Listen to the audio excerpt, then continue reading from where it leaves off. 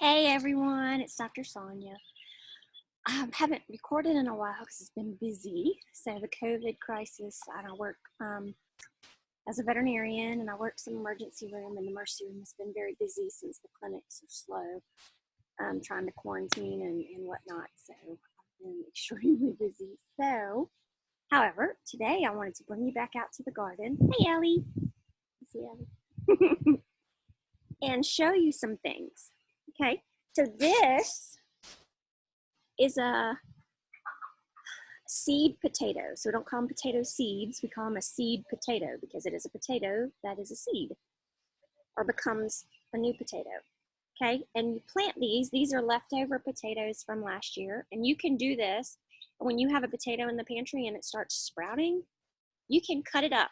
So it's cut up because you only want one eye on each seed potato so that it can grow one plant. So here's 3 of them. See, they're all cut up so that there's only one. Because if you had them together like this, then you would grow, this would be a big mess under the ground. Now we planted these, what is today? Is April, it's the end of April. We planted these at the end of February, 1st of March. Okay, and here's what they look like now. These are all potatoes. And so they grow underground, the potatoes do, but above ground grows the stem and the leaves and the flowers. So they're flowering, so now they're getting pollinated, and those roots, which are the potatoes, are growing. So all of these little red potatoes are growing underground right now. Now, once the plants start to die, we'll know that the potatoes are ready, and we'll dig them up, and I'll show y'all that when we get ready to dig them. So the other thing I wanted to show you is, so that's a root vegetable. And here's another root vegetable. We all eat onions, right? South Louisiana, we eat lots of onions. And I have gloves on just so I don't get dirt under my fingernails. I don't mind, but it's just dirty. So it's soil when it's in the ground. It's dirt when it's under your fingernails. So these are onions that were actually in my drawer, in my refrigerator. And they just started sprouting. So I decided, you can still eat them when they sprout. It's not a big deal. You can just see they look all old and dead and wrinkly, but they're really not. That's just the outside layers. So you can peel off the inside layers, okay? And there's still good onion under here, so you can actually still eat these guys. Look at that. That's pretty onion under there. Look. So I'm going to peel all that onion off, but that's still very edible onion. Okay, it starts dehydrating on the outside now, but it's still beautiful on the inside. But if I want to plant it, I probably want to take those off.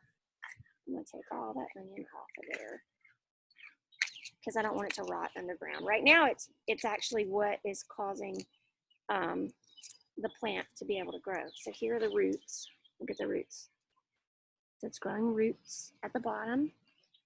It's still growing green at the top. So it's photosynthesizing, and it's using some of the inside for all of its nourishment. It's using this nice moist onion on the inside as nourishment. I'm going to get a knife and cut this a little deeper so we can pop it off of here.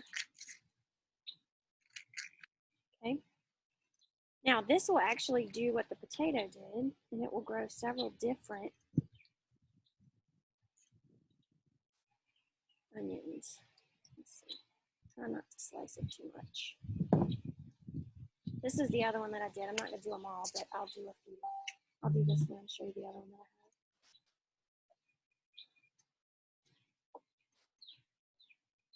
I have. Okay. So if I actually cut all the way down, let's see what happens. If each one of these greens is something different, or if it's all the same. It's one root right there. So let's keep peeling and see what we find. Almost looks like a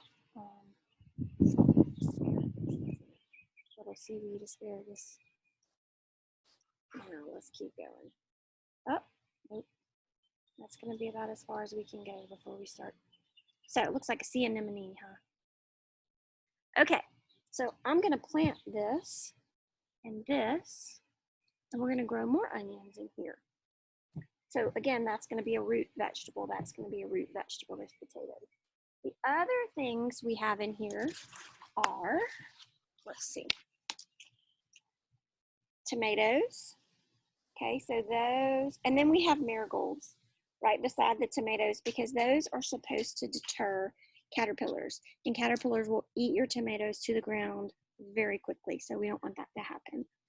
And then we have a melon, so that's a melon back there.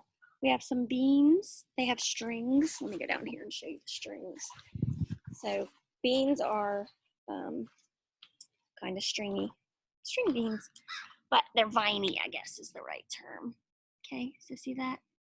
That's a vine, and it's going to grow. And so usually beans need some sort of lattice work or frame to grow on. I have okra. I have baby okra. Now my okra hasn't done well so far because, oh, I'm sorry, making you seasick, huh? So here's my okra little plant, and the bugs have been eating it, and it's not really healthy because okra comes from Africa, and it's supposed to be hot, and we've had some cold spells. But I'm going to show you actually some leftover okra pods from last year. Okay, so that's a dried okra pod from last year. And if I break it open, let me set this. So if I break it open,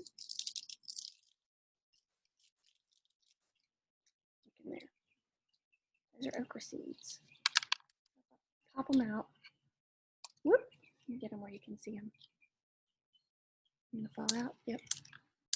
They're little black round seed pods, and that's what's in the middle of the okra. And so these are full of them. So you can just dry them every year. If they get too big on the vine, we pick them when they're like this big. Okay, so maybe 3 or 4 inches. And if they get too big, they get hard and you can't really eat them. They get real fibrous and stringy.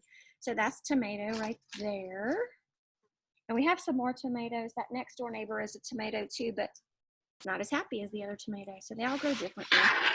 And then there's more potatoes. So potatoes on both ends because my others, they're going to be harvested and done by the time we are ready to plant and harvest these other things. So I can plant more things there, and I didn't want them in the middle of my summer garden because they're kind of a spring situation. What else do I have in here? I have peppers. So peppers are another thing that like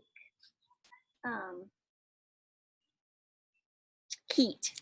Okay, they like heat. Actually, the Tabasco pepper plant is in Avery Island in South Louisiana, and they grow all their pepper seeds there because that's the perfect growing environment. And then they take all their seed peppers and take them to, I think, somewhere in Central or South America and plant big fields of peppers because they don't have that much land here. But all their original seed comes from the original plant or farm plantation in South Louisiana, which is really cool. I think that's it. So we're hoeing because all these weeds have to come up because they will take over your garden quickly. But luckily the goats and the chickens eat all the weeds. So happy gardening.